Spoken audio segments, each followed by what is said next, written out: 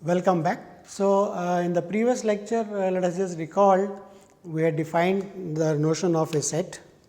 So, a set well defined collection. So, it is a well defined collection of well defined objects. We looked at two important examples from the point of view of our subject. One was the set of natural numbers, which is denoted by n, and that is 1, 2, 3 and so on. Then we looked at the set of integers, which was, so these two dots will mean this is a defining thing also. So, n is defined to be equal to this. So, set of integers, so these are natural numbers.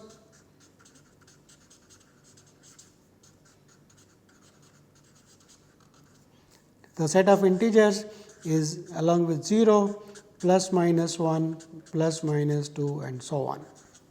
So, that is the set of integers. So, one could also write the set of integers as n, where what is n?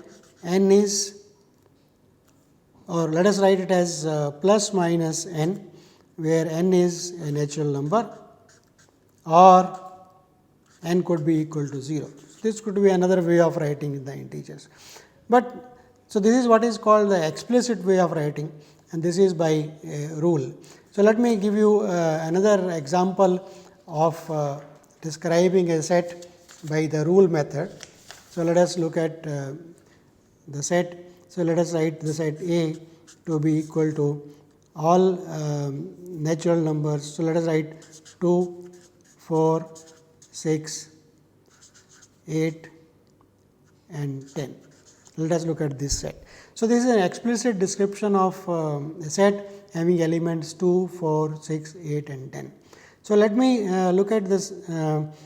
Let us consider trying to write it as all n a natural number such that this n is between 1 and 10.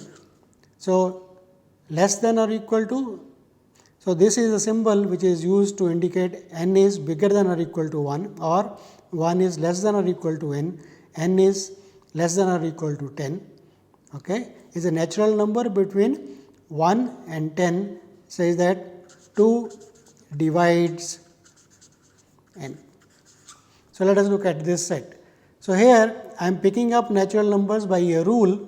So, there are two parts of the rule, namely one, n is between 1 and 10. Okay. So, I should be considering all numbers but less than or equal to 10 and bigger than or equal to 1. So, all the numbers from 1, 2, 3, 4 up to 10, and see which one of them are divisible by 2. So, 2 is divisible by 2, 4 is divisible by 2, 5 is not. So, 5 is not here, 7 is not divisible. So, it is not there, 6 is, 8 is divisible. So, it is there, 9 is not. So, it is not there, and 10 is divisible. So, it is there. So, this A I can also write it as equal to this. So, this is explicit way of writing the set, and this is writing A by a rule. So, we have described two ways of writing a set, one explicitly and the other by a rule. So, let us now go over to some other things we can do with sets. Sometimes one would like to look at part of a set. Okay. We have already been doing it actually, but given a set we can look at a part of it. So, such things motivate one to define what is called a subset. So, we say a set A is a subset of a set B. So, we are given two sets A and B. We say A is a subset of B if every element of A is also an element of B. So, A in a sense is a part of B. Okay. So, a subset is you pick up some elements of B, and form a new set called A. So, A is a subset of B.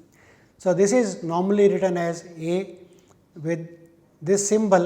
So, this is a symbol contained in or equal to. So, this is read as, this symbol is read as contained in or equal to B.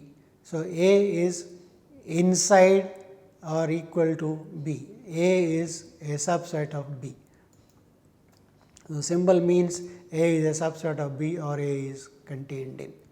So, this is looking at a part of. For example, in a particular class, boys in that class form a subset of that class. There may be girls also in the class. So, we pick up only boys. So, boys form a subset of all students in a class. Natural numbers form a subset of integers. Every natural number is also an integer. So, natural numbers form a subset of integers. Note that every subset is also a subset of itself. Okay. So, B is also a subset of B, because actually B is equal to. Okay. So, looks a bit surprising in the beginning, but it is okay, right. So, this is the concept of a subset. A is a subset of B. In case there are some elements of B which are not in A, that means to form A we picked up elements of B, but some of them were not picked up. In that case we say A is a proper subset of B. So, what is, in case A and B are sets such that A is a subset of B, but A is not equal to B, that means A is a part of it, but not whole of it, then we say A is a proper subset of B, okay, and write it as A contained B. We do not put that below a equality sign, another bar. So, contained in or equal to, that is this symbol, right, and here is A look like C B, that is the symbol contained in. A is properly contained in B. Or sometime to make it more precise, we write A is a subset of B, but not equal to, or like this. So, this and this, there are three different ways of writing that A is a proper subset of B, but it should be understood as every element of A is an element of B, that is A is a subset of B. When you want to say proper, there are some elements, at least one element in B which is not in A, that is a proper subset. Here is a unique object called empty set. A set with no elements in it is called an empty set or a null set. So, it is a bag in which there is nothing. So, that is an empty set. So, an empty set is normally written as two flower brackets with nothing written inside. That means, this is a set with no elements in itself. Okay. So, clearly there is only one empty set. Why there is only one empty set? Why? Because there is nothing in it. So, by a vacuous statement it is a subset of everything. Okay. So, empty set is a subset of every set. Okay. So, there is nothing to check. To check whether A is a subset of B, you have to take an element of A and show it is in B, but when there is nothing, there is nothing to show, so it is obvious. So, that is how mathematics takes vacuous statements. There is only one empty set, okay, and there is empty set is a subset of every set A, right. Note that this is not an empty set, because this is a set whose element is itself an empty set. So, this is not an empty set, this is not a bag which is empty, it is a empty bag with a empty bag inside it. So, you should think it that way. So, this is not an empty set. So, this is an empty set, this is a set whose element is an empty set, it has an element and that itself is an empty set. Here is a geometric way of representing sets, which is useful sometimes in understanding sets and subsets and various operations on sets, which we are going to describe. So, let us look at what is a Venn diagram. So, to Venn diagram is a diagram which shows all possible logical relations between a collection of sets, a finite collection of sets. You are given sets A, B, C, D, E and so on, and you want to show by a picture a relation between these sets. Okay. So, these were this method was conceived by a mathematician in 1880 called John Venn. So, Venn diagram, a method of understanding relatively a collection of sets, but you should not think that Venn diagrams prove certain things. They are not proofs, they are only way of understanding things. So, let us see some examples and understand. To draw a Venn diagram, each set is represented by a simple colored or shaded circle, right. An element of a set are written inside the circle. Okay. For example, if A and B are two sets and A is a subset of B, proper subset of B, and X is an element of A, then its Venn diagram will look like. So, this will be A is a part of B. So, this is B, outside circle represents B, A is a part of it. So, it is a smaller circle inside B, okay, is a proper. So, it is a smaller thing, there is something left out, okay, and X is an element. So, we put a dot inside A to indicate that X is an element of the set A. So, this is for A proper subset of B, X an element of A, this will be the Venn diagram for it. Okay. So, we will see how these things are used to understand some basic operations on sets. See, operations like addition, subtraction, multiplication and division produce other numbers. So, you take numbers, add them, multiply them and do such things, you get more numbers, right. Similarly, new sets are generated by using two or more sets by various operations. So, here are some of them. Okay. So, it is assumed for all these operations that all of the sets considered are part of a bigger set called the universal set. Okay. So, what is a universal set? That will depend on the problem, it may vary from problem to problem, right. So, in a given context there will be a biggest set that will be called as a universal set. Okay. For example, if one is dealing with subsets of all odd natural numbers, you are trying to deal with some properties. One can take all positive integers as universal set. So, there is nothing specific about universal set, that will depend on the problem and the concept. Okay. Okay. So, let us look at what is called the union of two sets. So, you are given two sets A and B. A and B are two sets. Using them you can form a new set C as follows. So, what is the new set C? So, if I describe all the elements of C, I would have told you what is the set C. So, C is a set which is created, which contains all elements of A and also of B together.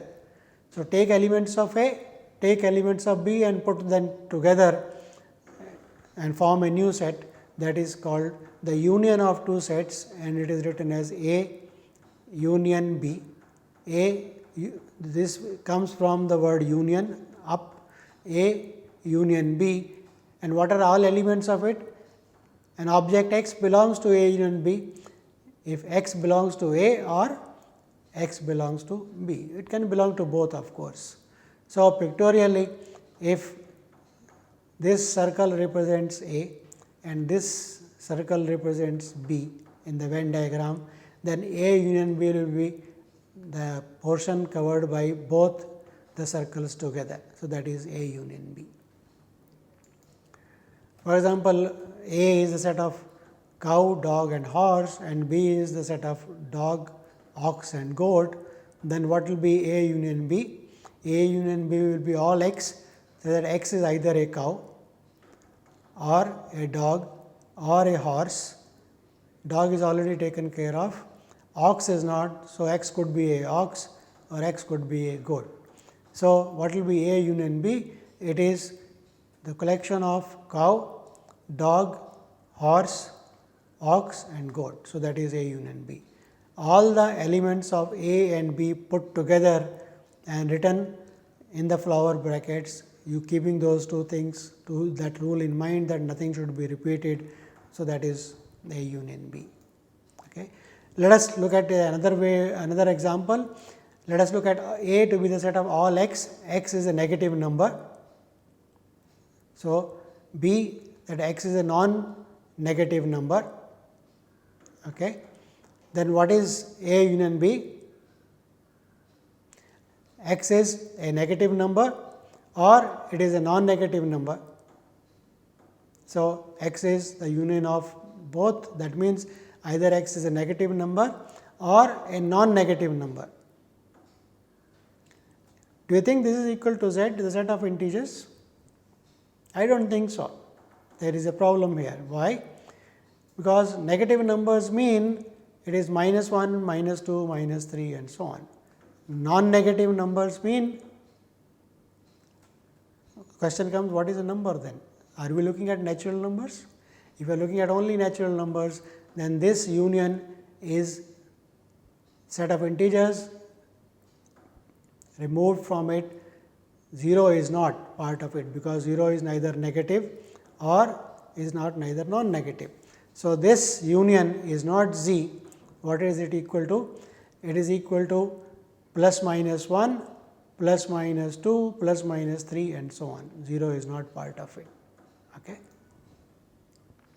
So, let us look at all x, that x is a rational number and B, x is a irrational number, then what is A union B is real line.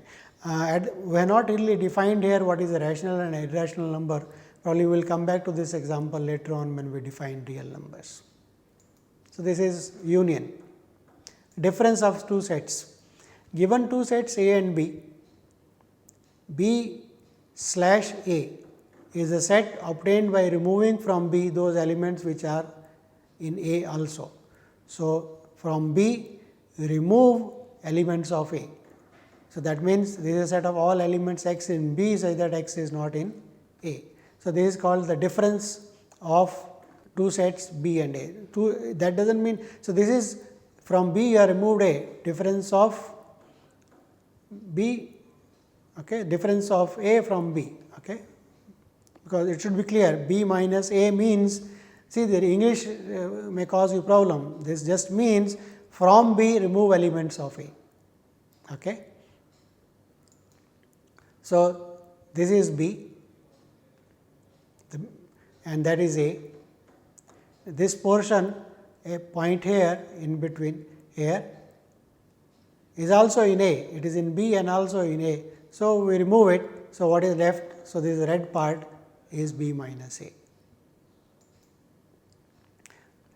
So, we can define A minus B similarly. So, this part, right, from A, if I remove the portion which is common to both, I will get A minus B. Okay. In general, A minus B need not be equal to B minus A, right, and more often than not they will not be. The symmetric difference. So, if you take two sets A and B, from A remove B and from B remove A, you get two parts and put them together, take the union of them, that is called the symmetric difference and is written as A delta B. So, this is A minus B union B minus A. So, if A is 3, 4, 5 and 6 and B is 3, 5, 7 and 9, what is A minus B? From A remove elements of B. So, what are the elements that you will be removing? You will be removing 3 and you will be, so from A remove elements which are also in B. So, 3 is in both, so remove 3, 5 is in both, remove that. So, what is left is 5 and 6. So, A minus B is 4 and 6 only. And if we write B minus A, from B remove the elements of A, from B 3, 5, 7, 11. So, 3 and 5 are already in A. So, remove them. So, you remove 3 and you remove 5, what is left is 7 and 9. So, B minus A is only 7 and 9, right. So, obviously, this shows A minus B is not equal to B minus A. And what is the symmetric difference? The union of these two. So, 4, 6, 7 and 9 put together. So, that is the symmetric difference. So, that is how you understand symmetric difference. Next comes intersection of two sets. So, given two sets A and B, right, we can form a new set of those elements which are common to both. So, the elements which are in both A and B is called the intersection of two sets. Okay. So, that is written as A intersection B. So, what is A intersection B? It is all x, x in A and x in B. Okay. So, if this circle represents A and this represents B, then A intersection B is this common portion, the red one. So, that is, and this is represented by a inverted U, right, and that means and. So, it should be understood as an A and B. So, elements which are in A also in B. So, for example, if A is 2, 3, 4 and 5 and B is 4, 5, 6 and 7. So, what are the common? 2 is in A, but 2 is not in B. So, 2 is not counted. 3 is in A, but 3 is not in B. So, 3 is out. 4 is in A, 4 is in B. So, 4 is in, and 5 is in A, 5 is in B. So, A intersection B is 4 and 5, 2, only 2 elements. So, that is what intersection means. Okay. Next comes what is called the complement of a set. So, for the complement, you should think of a set A which is part of a universal set. So, we are given A is a set and there is some universal set in that context U. So, then you look at what are the elements of U which are not elements of A. So, you are looking at U minus A essentially. So, elements of U which are not elements of A is called the complement of the set A, and it is normally written as A with a bar up, or also written as C, C is signifying complement A. So, here it should be well understood that we already have a universal set in mind or in the context. So, there is a so sometimes in the Venn diagram you write this as set A. So, universal set, the square area, and this inside thing is, this is your A. So, what is A complement? The part of the universal set which is not in A, so which is outside. So, the red portion, that is the complement. So, for example, if A is a set 1, 2, 3 and you take the universal set to be 1, 2, 3, 4, then the complement is just the element 4. 1, 2, 3 is removed from the universal set to get the complement. So, that is the complement of the set. You say two sets are disjoint if there is nothing common between them. There is no element which is in both A and B. That essentially means A intersection B is a null set, is an empty set. So, this is what the notion of disjointness means. This is a disjoint set. So, you represent, maybe there is a universal set, this is A and this is B and there is nothing common between them. So, there is a Venn diagram representation for that. Okay. So, for example, A is 3, 4, 5 and 6 and B is 6, 7, 8, 9 and 10, then there is no element which is common to both. So, that is an empty set. Okay. So, here is something which you can easily verify, that a set and its complement are always disjoint, and A minus B and B minus A are also disjoint sets. There is nothing common between them. So, this is you can easily verify. So, this is disjointness, there is nothing common. Okay. Let us look at some example to illustrate how Venn diagram can be used. So, we are looking at an example of there are 25 new cars at a local dealer and are being inspected to see which one of them have the following three options: which car has air conditioning, has a radio, power windows. So, these are the three things we are looking for in each car, and the data collected shows the following. 15 cars had air conditioning, 2 had air conditioning and power windows both, but no radios. 12 had radios, 6 had air conditioning and radio but no power windows. 11 had power windows, 4 had radios and power windows. 3 had all three options. They had all 3 cars had air conditioning as well as radio as well as power windows. So, we want to analyze the question, what is the number of cars that had none of the options? That means, it had neither air conditioning nor radio nor power windows. So, to analyze this kind of problems, sometimes the Venn diagram is useful. So, let us try to draw a Venn diagram for it, but before doing the Venn diagram, we will try to analyze a few other things. So, how do we analyze this? Here is the methodology. So, let us denote AC denote AC, the letters denote air conditioning, R denotes radio and PW denotes power windows, right. So, now let us try to draw Venn diagram. We work from the center out. See, there are 3 sets here, right, cars having air conditioning, cars having radio and cars having power windows. So, there will be 3 sets. So, among these 3 sets, there is a portion where all 3 are present. So, that is the centermost part. So, we will try with the centermost out part. So, we are trying to interpret the data in that format. So, number of all 3 groups, that means, the number of cars which are all 3 options AC, radio and power, we were given they were 3. Since total power window and radio is equal to 4, that is the data given.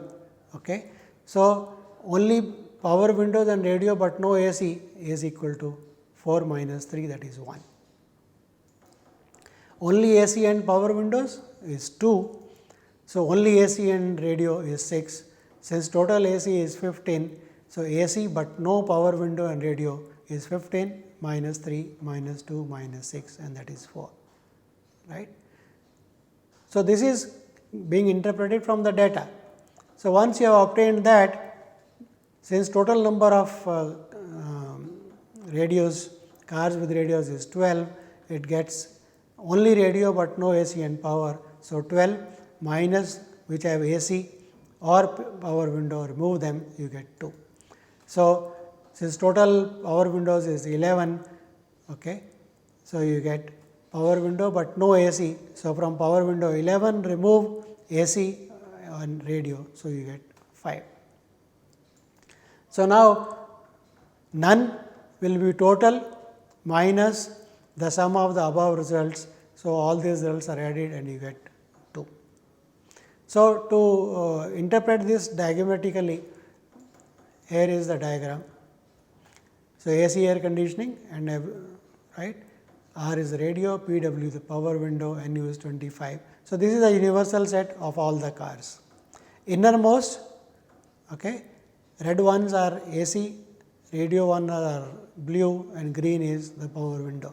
So, innermost, that is which have all 3, that is all 3 options, that is number is 3, right.